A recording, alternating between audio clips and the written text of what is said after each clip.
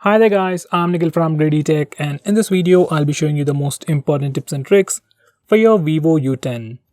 By the way guys, I'll also be making a dedicated video for the best features where I'll be covering all the features of this phone. So definitely check out that video, link will be in the description.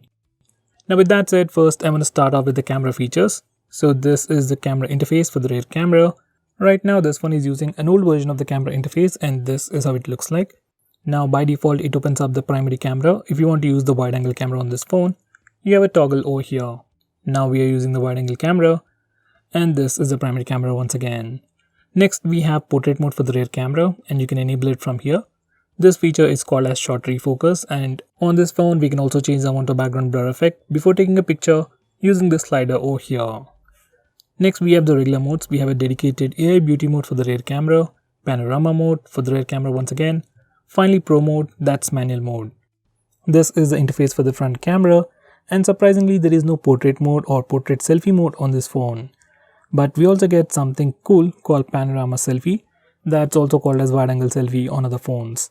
Just take a picture and twist your phone left and then right and you get a wider selfie. It's a pretty cool feature.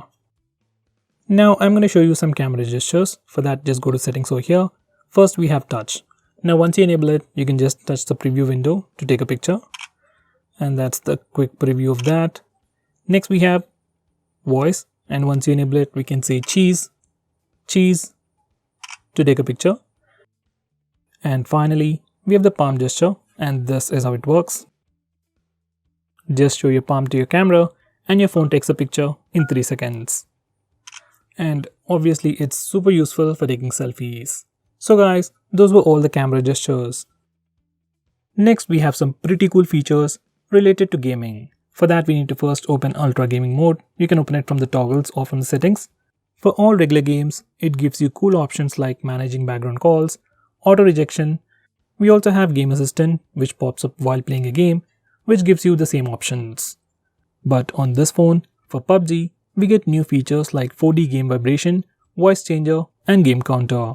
4D vibration adds new vibrations to your game every time you shoot or get shot. Game counter displays a counter on the screen showing you when the game will start.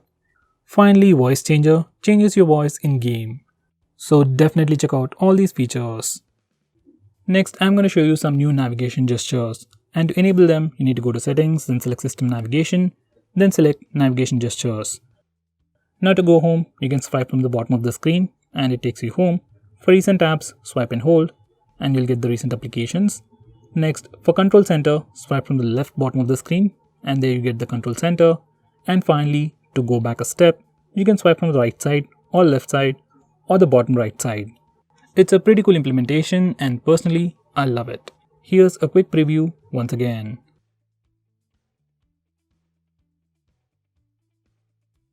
Next, if you're planning to use face unlock feature on this phone, I'd suggest you to enable these two toggles. First one is the screen fill light, so that face unlock works better even in low lighting conditions. Next, make sure you disable this toggle. Stay on lock screen after unlocking so that your phone unlocks automatically. Here's a quick preview. Next, I'm going to show you some important fingerprint gestures. For that, go to settings once again and then select face and fingerprint settings and then enable these two toggles. Once we do that, we can take pictures using the fingerprint scanner. By the way, it only works in the stock camera application. Just open the camera application and touch the fingerprint scanner to take a picture. It works for both the rear camera and for selfies as well. Next, we can also pull down the notification bar by swiping down on the fingerprint scanner. You can swipe down to pull it down and swipe it up to send it back. It works pretty well. Next, this phone also has a dedicated dark mode. You can enable it from the toggles or from the display settings. And once you enable it, this is how the phone looks. All the UI elements change. You get a brand new control center, new recent apps page. Even the themes for stock applications like phone dialer, SMS application also change. Now your phone will look much more cooler, strains your eyes less at night, and also helps you save some battery. By the way, we can also schedule this dark mode to work only at a specific time. Next we have split screen mode. Split screen mode has been on Android for a very long time, but on this phone there is a pretty neat shortcut. To open any application in split screen mode, just swipe down using 3 fingers and it opens the current application in a split screen mode and you can select the secondary application from the list below. On previous Vivo phones, only the apps displayed in the list are supported, but now almost all the applications support split screen mode. Next, I'm going to show you how to record calls automatically on your phone. For that, go to Settings, and now you need to search for System App Settings, select your phone dialer, and now select Record Settings. Now select Record All Calls Automatically. Once you do that, all the calls will be recorded automatically on your phone. By the way guys, this feature is available in India but might not be available in other countries. So if you can't find this feature, try using a third-party application.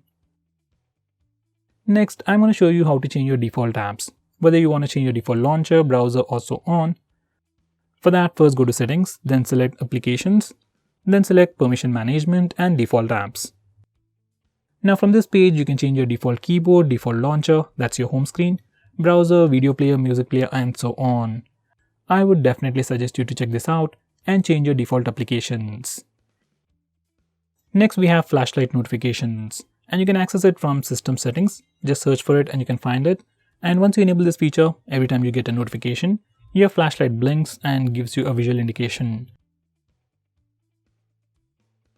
Next, we have a pretty unique feature on this phone called Smart Click, which will allow you to perform a quick action. These are the settings.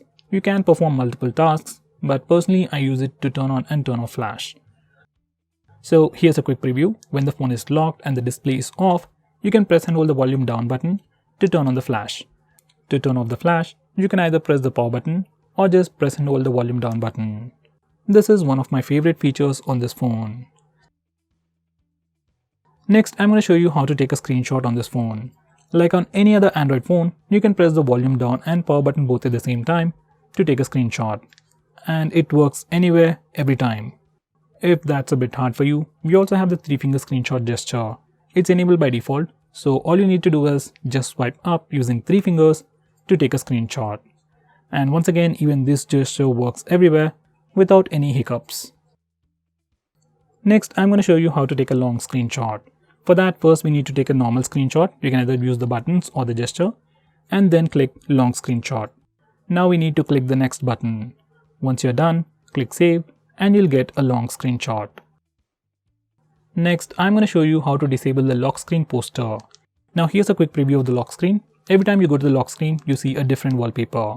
Some people like it, some people hate it. If you're like me, if you want to get rid of it, this is what you can do. Go to Settings and then select Home Screen and Lock Screen Settings. Now select Lock Screen Poster, and just disable this toggle. Once you do that, we have a fixed lock screen wallpaper. So guys, these are the most important tips and tricks for your Vivo phone. If I missed out on anything important, do let me know by commenting below this video, and definitely check out my video on the best features. Link will be in the description. If you're planning to buy this phone, use the link in the description. It always helps the channel. And if you want us to make any specific video, tweet out to us with the hashtag AskGreedyTech on Twitter and we will try to make it as soon as possible. I'm Nikhil from GreedyTech signing off. Have a nice day.